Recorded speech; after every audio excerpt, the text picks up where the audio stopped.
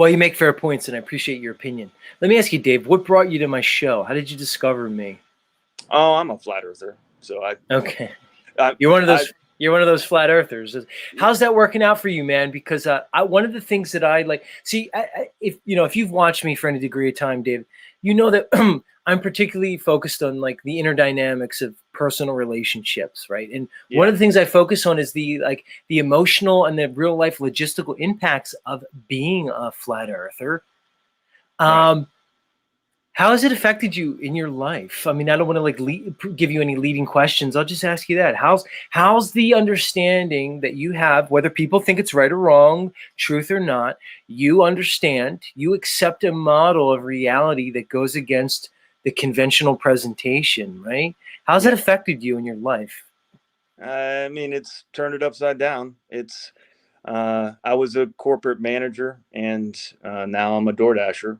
I I don't want to even do DoorDash, honestly, but I don't really have a choice. I have to make income, and at least it leaves me outside of like the structure of all the lies. And it's not just flat Earth; it's like all the lies that are in our world, and it's tough. So it's nice to have shows that you can go to and listen to, and at least have some.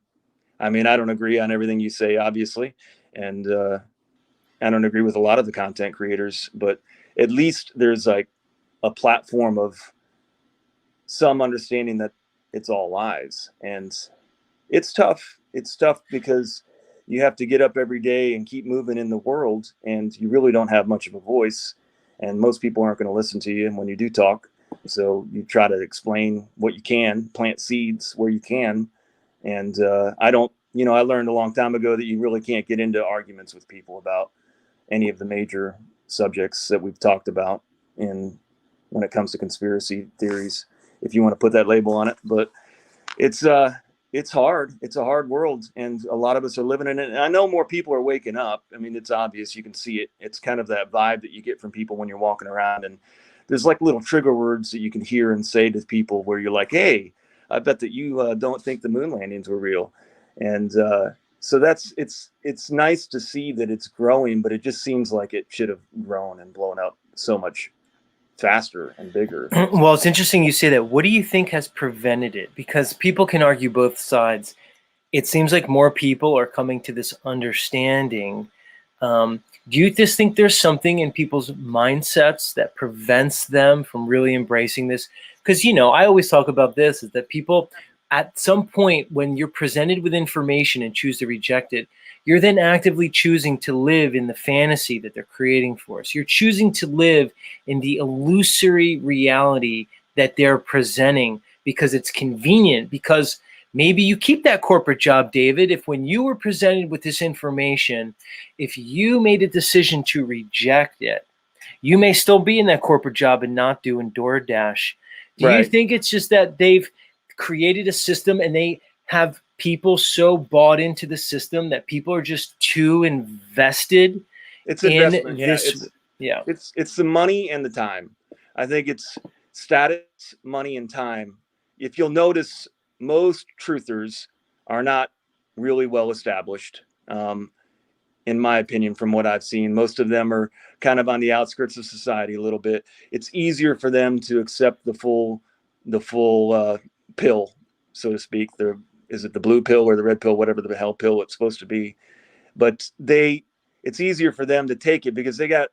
I mean, I had a lot to risk, and I was popular on Facebook, and had a lot of friends, and I was a intellectual person that most people kind of would listen to me. And now now it's a little bit worse than that. It's not It's quite the funny how same. that happens. It's funny, David. I don't know how much you know about my history, but I was a part of a doctoring profession. Okay, I owned my own private practice, and then I went to a pediatric hospital. And not only was I a provider, but I was in management too, right? So I've seen a lot of things, and so much like you, I was a professional participating in that world, right? Like you said, when I was that guy, boy, people had a certain image of me, right? I had a certain like you said, like a status or a standing when it came to people's interpretation of my intellect. It's funny how quickly that changed when Yeah. I was more vocal about my true understandings and feelings about the nature of this reality, and how quickly that changes. And it just shows what kind of scrutiny people are under when they face truth. Without giving too much up, can you tell us a little bit about in the particulars that led from you moving away from this corporate David to the David we see here, that's basically trying to eke out a living through DoorDash? I mean, I imagine your income is much less as a corporate Uh, guy compared to it's rough. DoorDash. It's tough. Yeah. I should be door dashing What? right now, but I was like listening to your show, and then I went to go do my. I had a where you shop and deliver, and I woke up this morning and I left my wallet on my nightstand. So I got there to do the shop and deliver, and there's a red card that you have to use to check out your items, and I didn't have it, so I had to like cancel out the Oh, order after I got all gotcha. the stuff. So it was a bummer. But so here's what led me.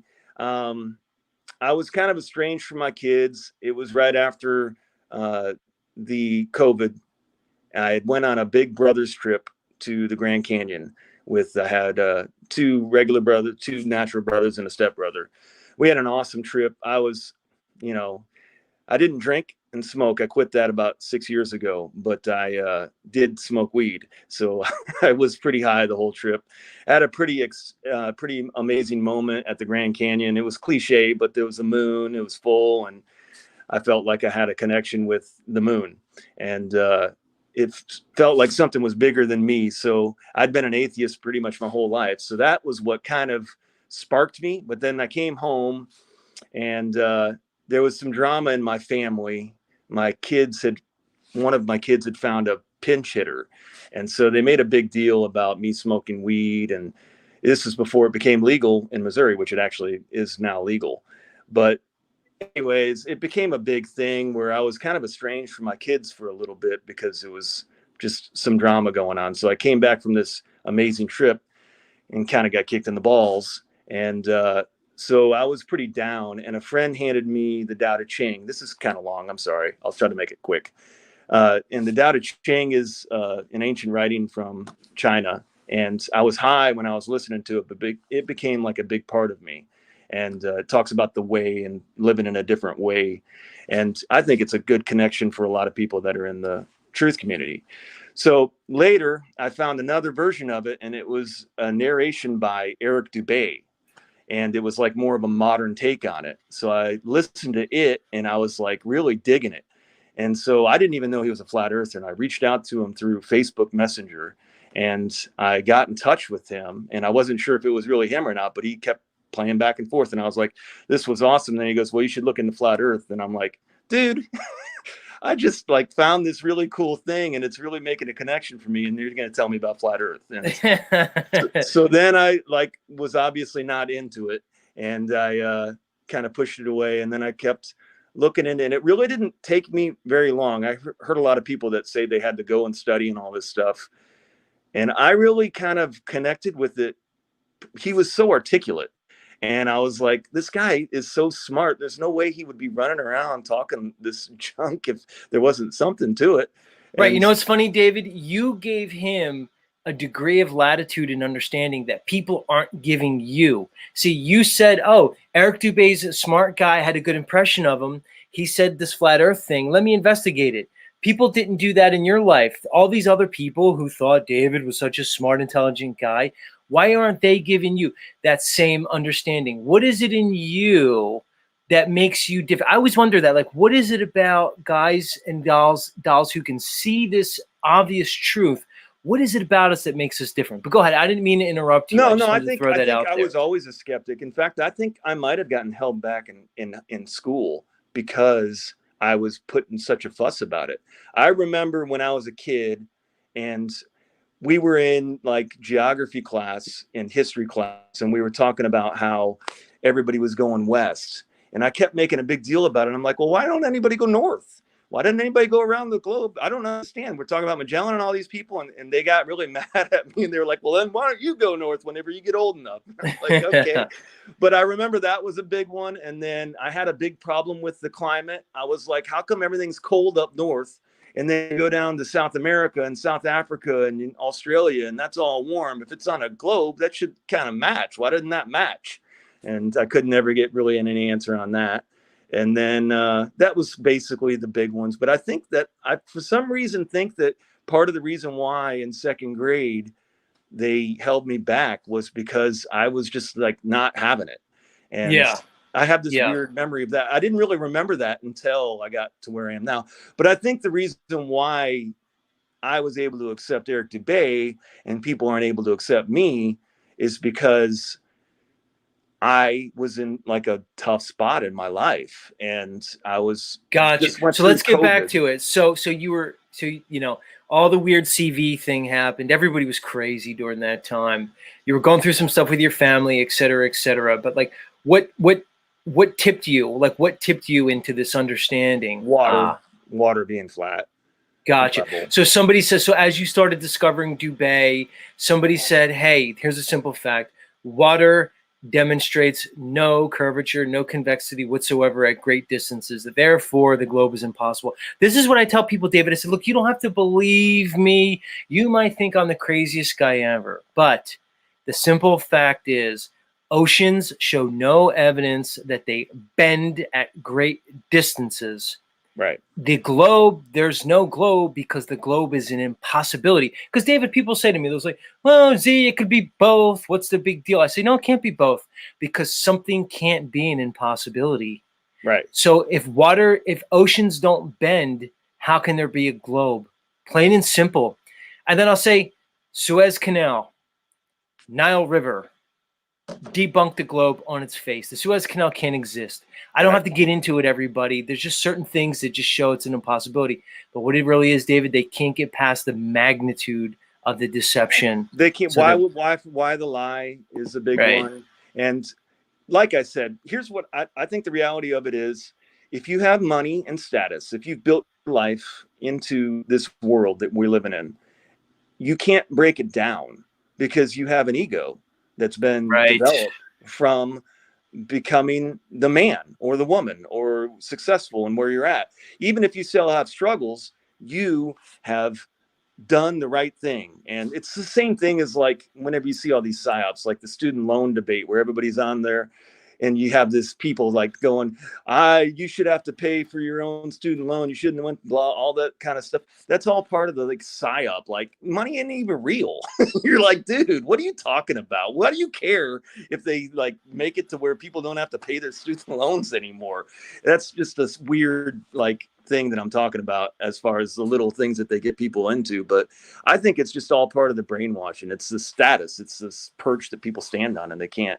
So then flat earth is just this complete breakdown of that, and nobody's going to accept that. They won't look at it. I have a really good friend that he considers himself to be a critical thinker, and he's got some status to him, and we get into it every once in a while. He posts stuff on Facebook and I chip at him, and the one thing that he always comes back to is that his fraternity brother was one of the head people on the ISS.